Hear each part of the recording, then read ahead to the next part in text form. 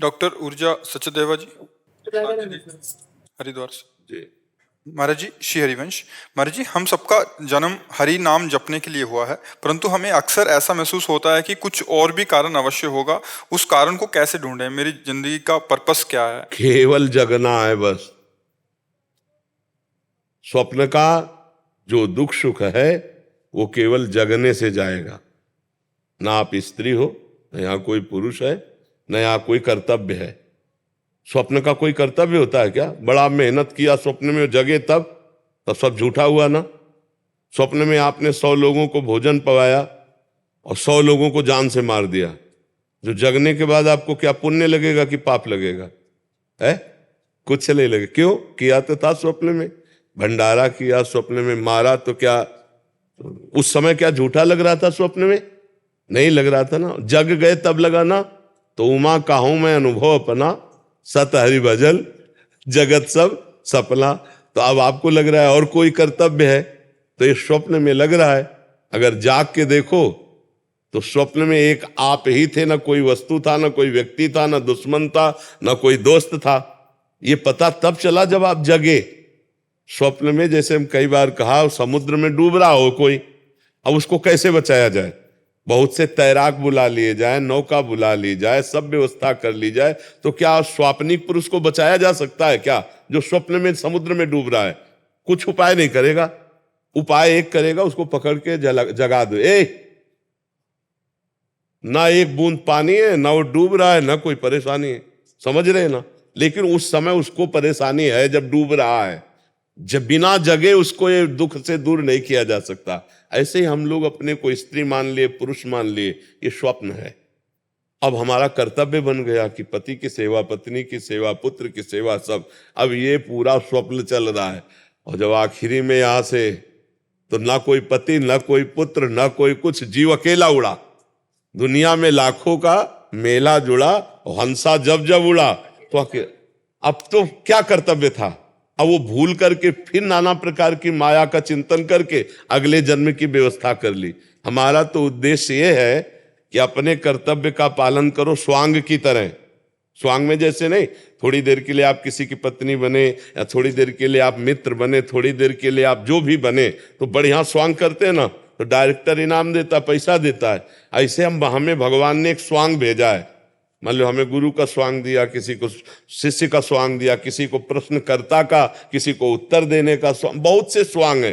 तो अपने स्वांग को अच्छी तरह निभाओ, लेकिन स्वांग को स्वांग रहने दो, नाटक को नाटक रहने दो, रोल को रोल रहने दो।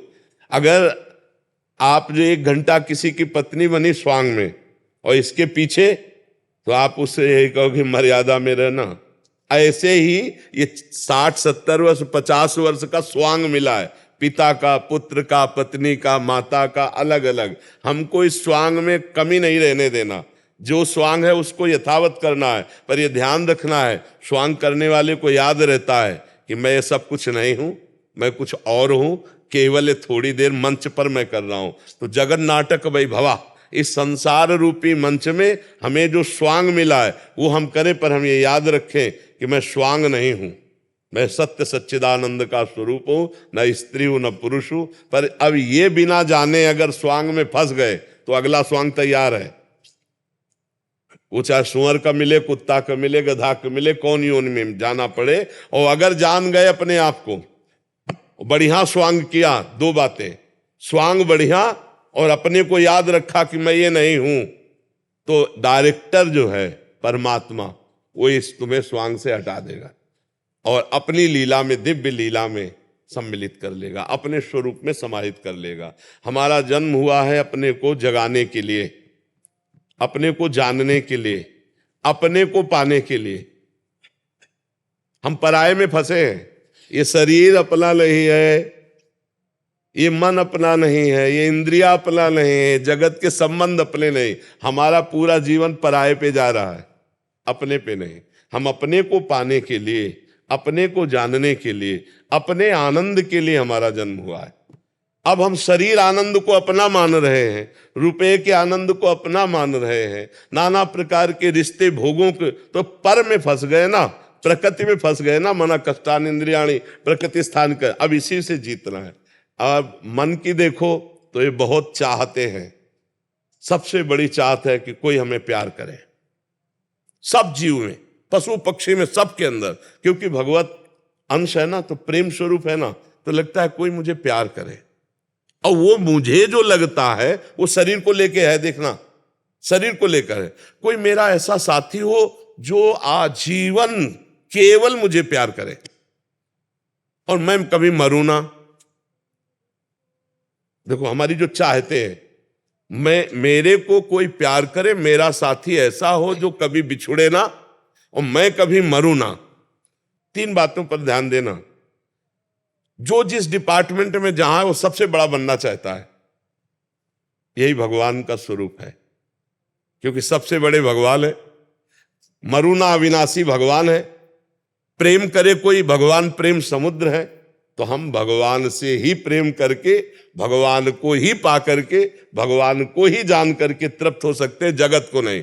जगत में यहां अपने को जो लगता है कि सामने वाला प्रेम करता है तो उसके लायक कुछ है, इसलिए प्रेम करता है। और जिस दिन आपसे बढ़कर कोई मिल जाएगा, आपकी तरफ देखेगा नहीं।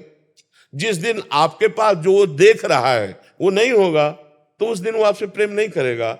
लेकिन सब त्याग दे तो भी भगवान कभी अपने जन का त्याग नहीं करते। प्रेम का निर्वाह तो सिर्फ भगवान करते हैं। जगत में तो रोना पड़ेगा और ठोकरें लगेंगी, यहां कोई किसी को प्यार नहीं करता। जब तक स्वार्थ की पूर्ति तब तक प्यार है नहीं तैयार। क्यों ऐसा लगता है कि हम बाबा जी हैं, हम ही को लगता है?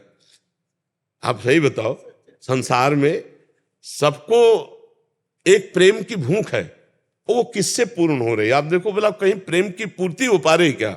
अब क्या चाह रहा हूं वो निर्णय तो नहीं कर पा रहा, पर उसको लग रहा है कि नहीं यार, मतलब जो मैं सोच रहा था वो नहीं है, जो मैं चाह रहा था वो तब मिलता है। जैसे केवट भगवान के जब चरण धो रहा है तब वो कह रहा है, बहुत काल में कीन मंजूरी, आज दीन सब विधि भलपूरी। अब कछु नाथ न चाही मोरे, नाथ अब मुझे नहीं चाहिए। जिसके लिए मैं तड़प रहा था वो मिल गया। अति आनंद उमगी अनुरागा, चरण सरोज पखार। जब भगवान के चरण मिले तब हृदय से निकला, अब कछु नाथ न चाहे मोरे। गोस्वामी जी कह रहे, पायो परम विश्राम, राम समान प्रभु ना ही कहूं। आज मैं परम विश्राम प्राप्त कर लिया क्योंकि मुझे राम जी मिल गए। तो मुझे लगता है कि हमारे अंदर जो ये रहता है कि कुछ प्राप्त करें, वो लौकिक नहीं होना चाहिए, वो श्री भगवान होने चाहिए। नहीं तो आज शरीर स्वस्थ है, कल हो सकता है भयानक कष्ट से पीड़ित हो जाए। तो यावत स्वस्थ मिदम कलेवरम यावत च दूरे जरा। जब तक तुम्हारा शरीर स्वस्थ है तुम भजन कर लो, नहीं अस्वस्थ होने पर भजन नहीं होता। फिर तो चिंतन उन्हीं का, कष्ट ही का होता रहता है, यहाँ दर्द यहाँ परेशानी यहाँ। अब अपने लोगों क्या है, बचपन से भगवान की कृपा से लगे रहे तो सारी बातें समझ में आ गई। तो अब ये थोड़ी कि कष्ट है तो चित्त खींच लेगा। जैसे तुम्हारे शरीर में कष्ट हो और मुझे पता हो, ऐसे मेरे शरीर के कष्ट का उतना ही है जितना तुम्हारे शरीर के कष्ट का पता हो, तो लगेगा नहीं मेरे बड़ा कष्ट है, बस ऐसे ही लगता है। और हर समय आनंद रहता है। अगर भगवान से न जुड़े होते तो दुर्गति हो जाती। इसलिए हम सबसे प्रार्थना करते हैं, अभी शरीर स्वस्थ है, जितना बने उतना नाम जप कर लो, और इतना तो ज्ञान प्राप्त ही कर लो कि ये शरीर टिकेगा नहीं।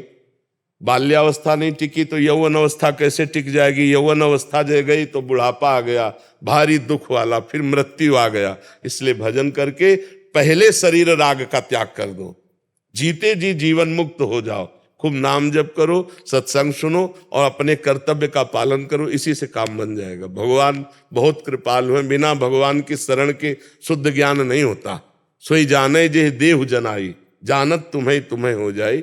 भगवान से प्यार करो, भगवान का नाम जप करो, उन्हीं की शरण में रहो।